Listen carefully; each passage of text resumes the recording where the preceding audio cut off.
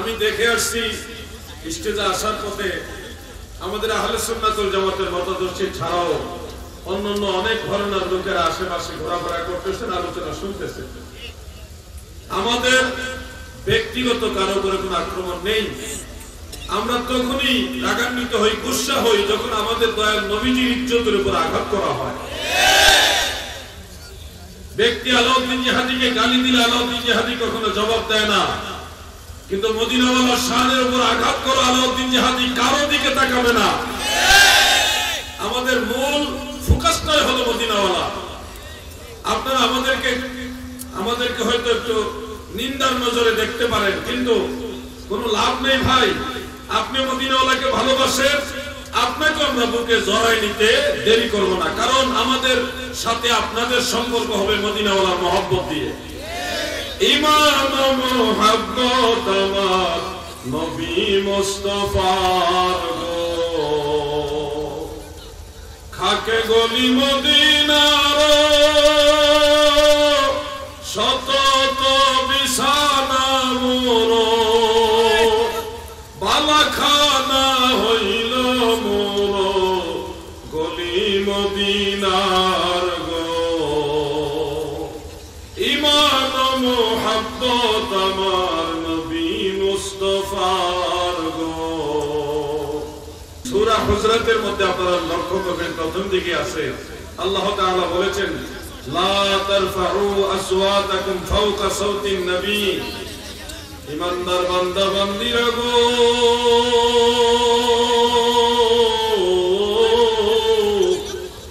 তোমরা আমার নবীজির কণ্ঠ মুবারকের উপরে বুলন্দ আওয়াজ করে কথা বলবে না। লা তারফাউ আসওয়াতাকুম ফাওকা সাওতিন নবী, তোমরা আমার নবীজির কণ্ঠ মুবারকের উপরে তোমাদের কণ্ঠের আওয়াজ উঁচু করবে না। নবীজি যেই ভলিউমে কথা বলেন ওই ভলিউমের চেয়ে উচ্চ ভলিউমে কথা বলা আল্লাহ তাআলা নিষেধ করতেছেন।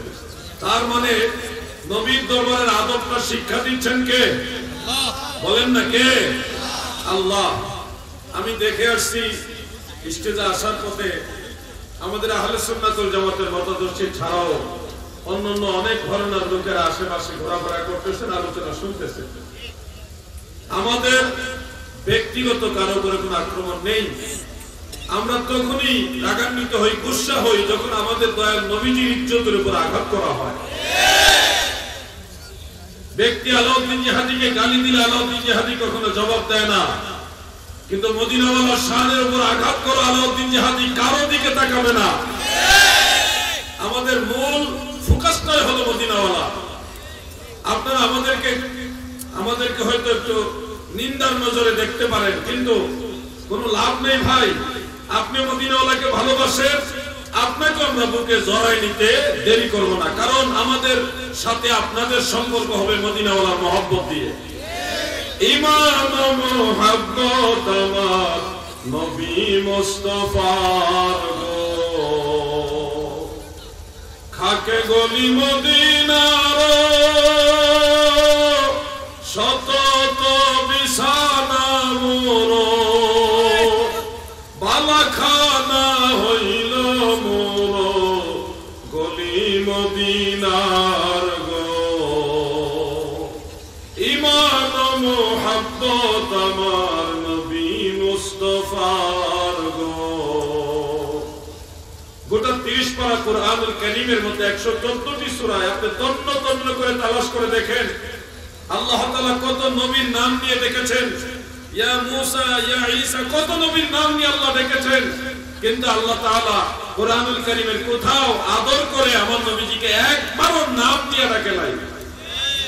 আপনি কি বুঝেন না আমার আল্লাহ আমার দয়াল নবীজিকে কত ভালোবাসে? ইব্রাহিম আলাইহিস সালামের নাম নিয়ে ডেকেছেন, কিন্তু আমাদের দয়াল নবীর নাম নিয়ে আল্লাহ ডাকে না, কত আদর করে ডাকেন।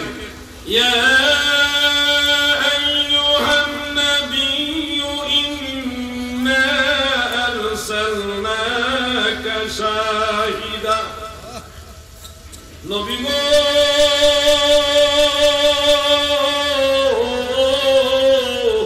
কি মায়া করে আমার আল্লাহ নবীকে ডাকে। ভাবা যায় স্বয়ং সৃষ্টিকর্তার নাম নিয়ে ডাকে না। আদর করে বলে ওহে আমার নবী। নবীজি কম্বল গায়ে দিয়ে আছেন, শীতের কাপড়, মোটা কাপড়, বস্তাবৃত অবস্থায় আছেন। ওই অবস্থায় আল্লাহ নবীজিকে ডাকে কেমনে? ইয়া আইয়ুহাল মুযাম্মিলু কুমিল লাইলা ইল্লা কালিলা। কামলিওয়ালা নবী গো, কম্বল পরনেওয়ালা নবী গো, কত আদরের ডাক, কত ভালোবাসার ডাক। নাম নিয়ে ডাকে না, কম্বল গায়ে দিয়েছে এজন্য বলে হে কম্বল পরনেওয়ালা নবী। এটাকে বলা হয় ভালোবাসা। আপনি দেখেন সারা বাংলাদেশে যত সুন্নি মানা লোক আছে তাদের সাথে যদি নজর করে দেখেন, তারা নবীজির দুরূদ শরীফ শুনলেই কেমন যেন আনন্দিত হয়, নবীজির প্রশংসা শুনলে আনন্দিত হয়, নবীজির সালামের আওয়াজ শুনলে আনন্দিত হয়। এর প্রতিপক্ষে আপনি দাঁড়াইছেন, আপনি নবীজির দুরূদ শরীফ শুনলেও বিদআতের ঘ্রাণ পান, নবীজির সালামের আওয়াজ শুনলে চেহারা মলিন হয়, নবীজির প্রশংসা শুনলে, নবীজির শান ও আজমতের আলোচনা শুনলে আপনার কাছে মনে হয় কিচ্ছা কাহিনী। ভাই, আর পরেও কি আপনি বুঝবেন না যে আল্লাহর হাবিবের সাথে আপনার সম্পর্ক ভালো না? আপনি দুরূদ শরীফের আওয়াজ শুনলে বলবেন এটা হাদিস শরীফে নাই, এইভাবে হাদিসের ভিতরে দুরূদ শরীফ নাই, এটা পড়া যাবে না, এটা বিদআতি দুরূদ, এটা মানুষের বানানো দুরূদ। আপনি আছেন বিদআতের তালাশে আর ফতোয়া দিচ্ছেন এটা করা যাবে না, এটা ভণ্ডামি, এটা বিদআতি। শুনুন, আজকে স্পষ্ট ভাষায় বলি, হে আমার নবীগঞ্জের নবী প্রেমিকারা শোনো, যারা দুরূদ সালাম নিয়ে, শানের সালাত নিয়ে বিভিন্ন ধরনের ফতোয়াবাজি করে, তারা ফতোয়া দিতে দিতে মরে যাবে, আর আমরা নবীর দুরূদ পড়তে পড়তে মরে যাব। ঠিক আছে?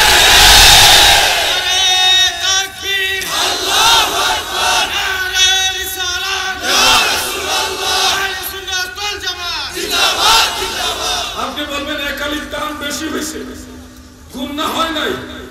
ভাই, ওয়ারাতিলিল কুরআন তারতিলা, কুরআনুল কারীম তেলাওয়াতের সময় তারতিল করা ওয়াজিব, কিন্তু এমনিতে নরমালি হাদিসের ইবারত বা আরবিক লেকচার যেটা আছে ওই ক্ষেত্রে তারতিল করা ওয়াজিব না। কারণ যদি আরবি ভাষায় একজন আরেকজনের সাথে তারতিল করা ওয়াজিব হতো, তাহলে আরব জাহানের কেউ জান্নাতে যেতে পারত না। কারণ তারা যেই ভাষায় আরবিতে কথা বলে কিন্তু তারতিল হয় না, আঞ্চলিক ভাষায় কথা বলে। যেমন বোঝানোর জন্য বলছি, সিলেটের ভাষাও বাংলা, চট্টগ্রামের ভাষাও বাংলা, রাজশাহীর ভাষাও বাংলা, রংপুর দিনাজপুরের ভাষাও বাংলা, কিন্তু এক অঞ্চলের ভাষার সাথে আরেক অঞ্চলের ভাষার মিল নাই। আরব জাহান এরকম, ফিলিস্তিনের আরবি একরকম, সেই সিরিয়া দামেস্কের আরবি আরেক রকম, জর্ডানের আরবি হলো আরেক রকম, সৌদি আরবের আরবি আরেক রকম, ইয়ামান দেশের আরবি আরেক রকম, কিছু না কিছু বেশ কম আরব জাহানে আছে। এখন সব জায়গায় আপনি তারতিল খুঁজতে গিয়ে আমাদের সাধারণ মুসলমানদেরকে বলছেন বিশুদ্ধ ভাষায় সহিভাবে দুরূদ পড়তে হবে, না হলে বিদআত হবে। এই যে বিদআতের ভয় দেখাই না ভাই, এই ভয়ের কারণে যেই লোকটাকে দুরূদ শরীফ পড়তে এখন সে বিদআতের ভয় দুরূদ পড়ে না। এটার জন্য কে দায়ী? আমার নবীর দুরূদ আপনার ফতোয়ার কারণে বন্ধ হয়ে গেছে। যদি বলতেন ভাই একটু শুদ্ধ করে পড়ো কিন্তু পড়া বন্ধ করো না, তাহলে আমার দয়াল নবীর দুরূদ শরীফ বন্ধ হতো না, চালু থাকতো। কি বলেন আপনারা? দুরূদ শরীফ আমরা চাই কিনা বলেন? শুনে বলেন চাই কিনা? কত জায়গায় ফিতনা তৈরি করা হয়েছে। আজকে আমরা নামাজে মসজিদে গেলে হাত কোন জায়গা পর্যন্ত উঠাবে? ওর দূর উঠাবে না ওর দূর উঠাবে, মানে বুক পর্যন্ত উঠাবে নাকি কাঁধ পর্যন্ত উঠাবে না কান পর্যন্ত উঠাবে, এটা নিয়ে ঝগড়া লেগে যায়। সহিহ হাদিস দেখাচ্ছেন রাসূল কারীম সাল্লাল্লাহু আলাইহি ওয়াসাল্লাম কাঁধ পর্যন্ত হাত উঠাইছেন। আপনি একটা হাদিস পড়লেন, সহিহ মুসলিমের ওই হাদিসটা পড়ার দরকার ছিল যে আল্লাহ রাসূল কান মুবারক পর্যন্ত হাত তুলেছেন। কান মুবারক পর্যন্ত হাত তুললে কাঁধ সহ পেয়ে যায়, কিন্তু কাঁধ পর্যন্ত হাত তুললে কান বাদ পড়ে যায়। তাহলে ভালো কোনটা? ভালো কোনটা বলেন না? তারা আমাদের বাপ দাদা পূর্বপুরুষ যারা মুসলমান ছিলেন তারা তো কান পর্যন্ত হাত তুলছেন। তারা একই সাথে বুকও পাইছে, কাঁধও পাইছে, কানও পাইছে, একসাথে সব পেটে আদায় হয়েছে। আপনি তো মাঝখানে গন্ডগোল লাগাইলেন সহিহ হাদিস দেখাইতে গিয়া। আরে হানাফি মাযহাবের ইমামরা সমস্ত হাদিস গবেষণা করেই রায় দিয়েছে, ঠিক না বেটে? মদিনায় হজের সময় যখন আমি গিয়েছিলাম, মসজিদ নববীতে বসে রাজশাহী অঞ্চলের আরো দু একটা এলাকার কয়েকজন লোকের সাথে আমার একটা আলোচনা হয়েছিল মসজিদ নববীর ভিতরে। ওনাদের মধ্যে ভালো কয়েকজন জাননেওয়ালা লোক ছিল। ওনারা আমাকে ঘটনা প্রসঙ্গে বলেছিলেন বাংলাদেশে একামতে 2 বার, কিন্তু মক্কা মদিনাতে একামতে একবার করে। তাহলে এই ব্যাপারে আপনার মতামত কি? আমি বললাম মক্কা মদিনাতে যারা একবার একামত দেয় ওনারা একটা হাদিসের উপর আমল করতেছে, একজন মুজতাহিদের রায়ের উপরে চলতেছে।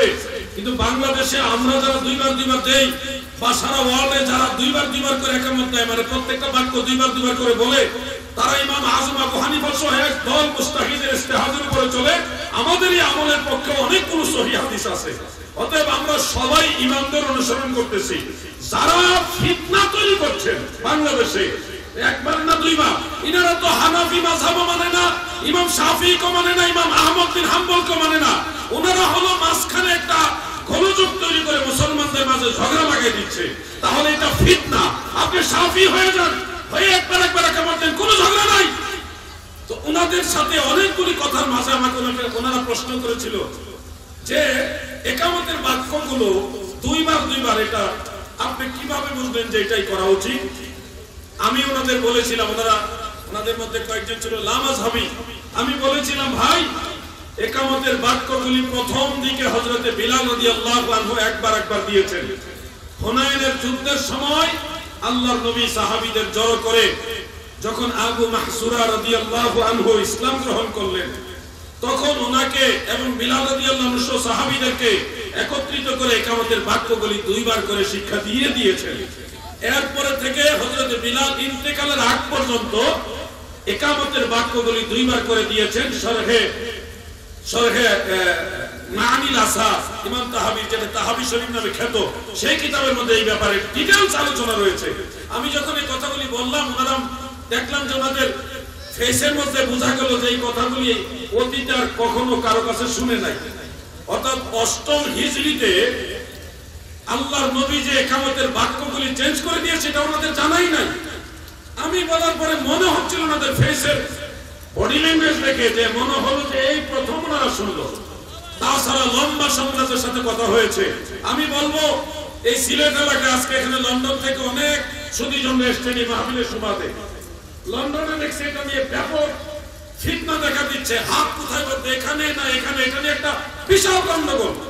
আমি পরিষ্কার ভাষায় কথা বলবো, কারণ শানে রিসালাত দিয়ে আমার আগের বক্তারও কথা বলেছে, পরের বক্তারও বলবেন। আমি একটু লামাযহাবী নিয়ে কথা বলি। মনে রাখবেন নামাজে হাত তোলার সম্পর্কে আমরা জানলাম। যুবক ভাইরা বলে হাত কোন পর্যন্ত তুলবো? কান পর্যন্ত। বলেন কোন পর্যন্ত? কান ধরার দরকার নেই, কান পর্যন্ত 2টা হাত কেটলাম কি করে একটু তোলাই যথেষ্ট। মনে থাকবে? আমি প্র্যাকটিক্যাল দেখাচ্ছি। এইভাবে কান পর্যন্ত হাত তুলবেন, মনে থাকবে? এইভাবে আল্লাহু আকবার, এইভাবে কানের লতিতে ছোঁয়ার কোনো প্রয়োজন নেই, কান পর্যন্ত হাত তুলবেন। এরপরে হাত বাঁধবেন বাম হাতের কবজির উপরে, ডান হাত রেখে নাভির নিচে হাত বাঁধবেন। এটাই সুন্নতে রাসূল। আপনি হয়তো বলবেন হুজুর সহিহ হাদিসে আছে বুকের উপরে হাত বাঁধতে হবে। আমি সম্মান এবং বিনয়ের সাথে বলছি বুকের উপরে হাত বাঁধার হাদিস আছে, কিন্তু একটাও সহিহ হাদিস না। 2টা হাদিসের ব্যাখ্যা দিয়ে দেই। যারা বুকের উপরে হাত বাঁধেন আপনারা আমাদের শত্রু না, আপনারা আমাদের ভাই বেরাদর, আমাদের প্রতিবেশী। কিন্তু আমাদের মাঝে এই ফিতনাটা তৈরি হলো, এক ধরনের লোক এই ফিতনাটা আমাদের মাঝে তৈরি করে দিয়েছে।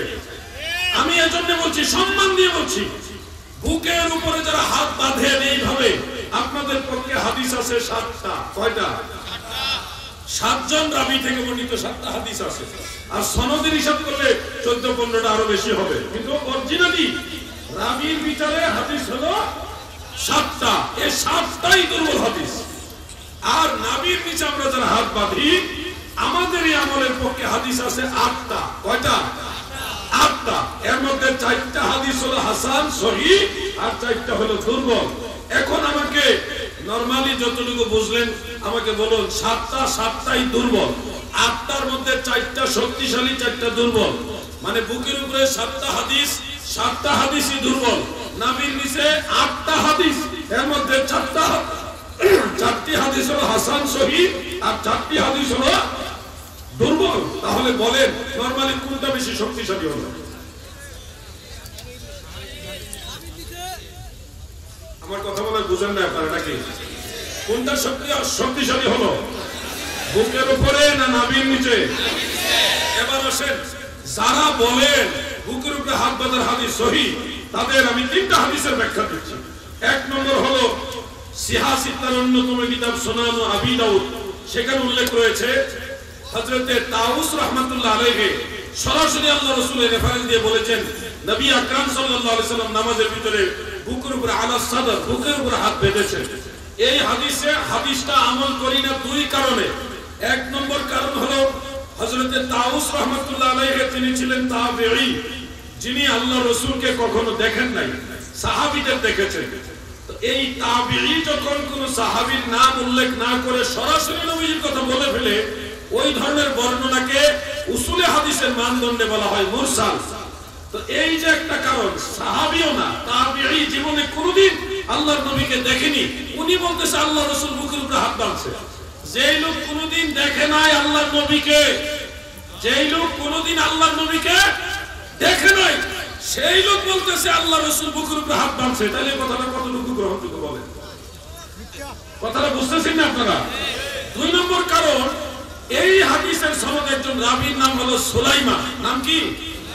এই সুলাইমানকে ইমাম আবু যুরআ, ইমাম আবু হাতিম, ইমাম বুখারী এক দল মুহাদ্দিসিন তিনারা বলেছেন ইনদাহু মানাকিব ওয়া হুয়া মুনকারুল হাদিস কাসীরুল খাতা লাহু কাসীরুল আওহাম। সে একজন মুনকার বর্ণনাকারী, তার প্রচুর ভুল রয়েছে। হাদিস বর্ণনা করার ক্ষেত্রে সে প্রচুর পরিমাণে ভুল করত। তাহলে আপনারা বলুন আমাকে, এই ধরনের একজন মুনকার রাবী, মুনকার মানে দোষী রাবী, দোষী সমালোচিত রাবী, তার মধ্যে ত্রুটি আছে, যে হাদিস বর্ণনা করার সময় প্রচুর পরিমাণে ভুল করত, এরকম ভুল করেনেওয়ালা রাবীর বর্ণিত বুকের উপরে হাত বাঁধার হাদিস আপনারা আমল করা কি উচিত হবে? দুইটা দোষ বললাম, আরো আছে। এবার শুনেন, নবীগঞ্জের নবী প্রেমিকেরা শোনো, দিলের কান লাগায় শোনো। এই থানাটার নাম তো কত সুন্দর, নবীগঞ্জ।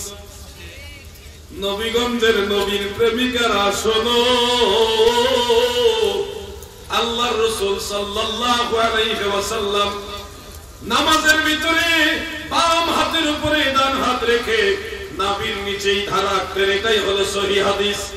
যেমন মুসান্নাফ ইবনে আবি শাইবার মধ্যে বিশুদ্ধ সনদে হাদিস উল্লেখ রয়েছে। এই মূল কিতাবের দুইটা নুসখার ছাপা আমার কাছে আছে, কেউ যদি দেখতে চান আমি দেখাতেও পারবো ইনশাআল্লাহ। সেখানে হযরত ওয়াইল ইবনে হুজর রাদিয়াল্লাহু তাআলা আনহু থেকে বর্ণিত, তিনি বলেন, আমার দয়াল নবীজি যখন নামাজ শুরু করতেন, নামাজ শুরু করার পরে ইয়াদাউ ইয়ামিনাহু আলা শিমালিহি ফি সালাতি তাহতা সুররা, আমার দয়াল নবীজি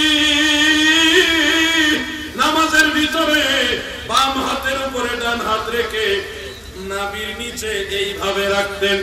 হাযা হাদিসুন সহিহ। ইমাম আবুল কাসিম কুতুবুগা রাহমাতুল্লাহ আলাইহি, যিনি হাফিজুল হাদিস, ইমাম ইবনে হাজার আসকালানির সমসাময়িক একজন হাফিজুল হাদিস তবকার নুকতাত পর্যায়ের মুহাদ্দিস, একদল মুহাদ্দিস এই হাদিসটাকে সহিহ বলেছেন তাহতা সুররা এই শব্দ সহকারে। অতএব সহিহ হাদিসে পাইলাম, নির্ভেজাল সহিহ হাদিসে পাইলাম আল্লাহর নবী নাভির নিচে হাত বেঁধেছেন। আর মুরসাল, দুর্বল, একদিকে মুরসাল আরেকদিকে দুর্বল সনদের হাদিসে পাইলাম নবীজি বুকের উপরে হাত বাঁধছে। আমার সিলেটবাসী মন দিয়ে শোনো, একদল লোক বের হয়েছে, তারা আপনাদেরকে ধোঁকা দিয়ে বলবে এইভাবে নামাজ পড়তে হবে, এটাই সহি নামাজ। আসলে এরা ধোঁকাবাজ। লম্বা লম্বা দাড়ি রাখলে, টুপিটা খুলে ফেললে ইহুদিদের সাথে একটু মিল বোঝা যায়। আমি নিজে গিয়ে আসছি, ইসরায়েল গেছি, ফিলিস্তিন গিয়ে আসছি, আমি নিজে দেখে আসছি ইহুদিরা দেখতে কিরকম দেখে আসছি। ইহুদিদেরকে আমি দেখে আসছি, তাদের দাড়ি অনেক লম্বা হয়, অনেক লম্বা হয় দাড়ি, কিন্তু মাথায় টুপি নাই। আর টুপি দিল এই ছোট্ট একটা টুপি দেয়, ছোট্ট একটা টুপি এই তালুর মধ্যে। এই জন্য দেখবেন এদের সাথে ম্যাচিং হয় ইহুদিদের, এদের ম্যাচিং হয় কাদের সাথে? ইহুদিদের সাথে। ধোঁকাবাজ প্রতিটা ক্ষেত্রে আপনাদেরকে ধোঁকা দিবে। হাত বাঁধা নিয়ে লম্বা আলোচনা করলেই তো এখানে অনেক সময় চলে যাবে। আমি শুধু আরেকটা হাদিস বলবো, বুখারী শরীফের মধ্যে আছে, হযরত সাহল ইবনে সাদ রাদিয়াল্লাহু আনহু থেকে বর্ণিত। তিনি বলেন, কানান নাসু ইমারুনা আইয়াদা রাজুল ইয়াদাল ইয়ুমনা আলা জিরাইহি লিয়ুসরা ফিস সালাহ, রাওয়াহুল বুখারী।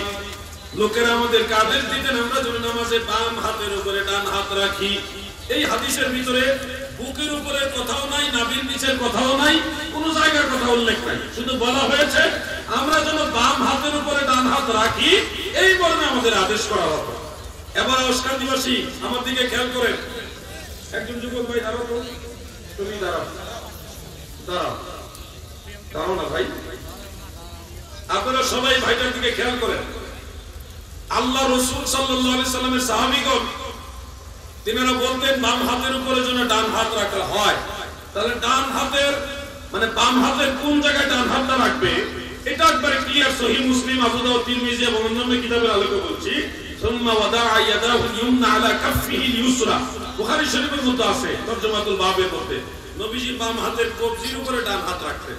এবার আমারই ভাই আগে ভালো করে বুঝো, দয়াল নবীজি বাম হাতের কবজির উপরে ডান হাত রাখতেন, তুমিও বাম হাতের কবজির উপরে ডান হাত রাখবে, রেখে উপরেও ঠেলবে না নিচেও ঠেলবে না, কিন্তু দলাদলি করবে না, নিরপেক্ষ হয়ে যাবে। এই কবজিতে ধরা অবস্থায় নরমালি যেখানে হাতটা যায় বাজা নরমালি, আর এমনিও না, এই কবজিতে ধরো, এই যে নরমাল, এদিক ঘুরাবা। সবাই খেয়াল করেন, ওনার হাত কি বুকের উপরে গেছে? হয়তো নাভি বরাবর আছে, কারো নাভি বরাবর থাকে, কারো নাভি নিচে যায়। আমরা যারা, আপনারা নিজেরা ট্রাই করে দেখতে পারেন, হাত তো আপনাদের আছে, বাম হাতের কবজির উপরে ডান হাতটা রাখেন, বাম হাতের কবজির উপরে ডান হাতটা আপনারা নিজেরা রাখেন, রেখে দিয়ে উপরেও ঠেলবেন না নিচেও ঠেলবেন না, কোনো ঠেলাঠেলি যাবেন না। বুখারী মুসলিমের হাদিস অনুযায়ী বলছি, ঠেলাঠেলি না গিয়ে এই নরমালি কবজিতে, কবজির উপরে কবজি রেখে নরমাল রেখে দিলে হয় আপনার নাভি বরাবর যাবে আর না হয় নাভির নিচে যাবে, কোন অবস্থায় বুকের উপরে উঠবে। তাহলে বুখারী শরীফের হাদিস, তুমি বসো ভাই, বুখারী শরীফের হাদিসে কিন্তু বলা হয় নাই বুকের উপরে হাত বাঁধতে হবে, কিন্তু এই হাদিসকে আপনাদের সামনে তুলে ধরে মিসগাইডেড করা হয় যে বুকের উপরে হাত বাঁধার হাদিস বুখারী শরীফে আছে। এরা ধোঁকাবাজ।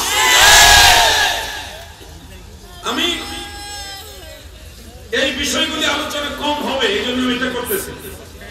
দ্বিতীয়, আমিন জোরে বলবো না আস্তে বলবো, এটা একটু জানা দরকার আমাদের। আমাদের এক শ্রেণী ভাইরা মসজিদে গেলে কি যে একটা অত্যাচার করে, তাদের অত্যাচারের ঠেলায় নামাজের খুশু নষ্ট হয়ে যায়। আত্তাহিয়াত পড়ার সময় এই যে আঙ্গুল নাসানি শুরু করছে ভাই সাহেব, এই যে নাসানি শুরু করছে আর থামে না।